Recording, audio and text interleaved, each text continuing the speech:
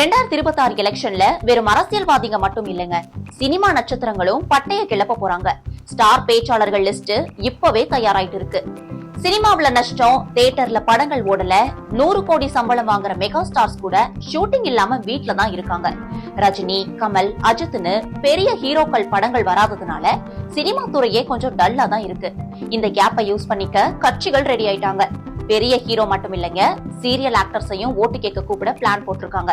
இதுல பாஜக தான் இப்போதைக்கு ஸ்டார் பட்டாளத்தோட கெத்தா இருக்கு. குஷ்பு, சரத்குமார், ராதிகா, நமிதான்னு ஒரு பெரிய லிஸ்டே அவங்க கிட்ட இருக்கு. ஆனா இப்போ தாவேகாவிலும் நிறைய ஸ்டார்ஸ் சேர போறாங்களா? இத பாத்துக்கிட்டு திமுகவும் அதிமுகவும் கொஞ்சம் கவலையில தான் இருக்காங்க. ஏன்னா திமுகவுல வடிவேலு, அதிமுகவுல வையாபுரின்னு இப்போதைக்கு ஸ்டார் பவர் கம்மியா இருக்கிறதா ஒரு பேச்சு வருது. சினிமா ஸ்டார்ஸ் வந்தா ஓட்டு விழுமா? 2026ல ஸ்டார் பவர் யாருக்கு கை கொடுக்கும்? உங்க கருத்தை கமெண்ட்ல சொல்லுங்க.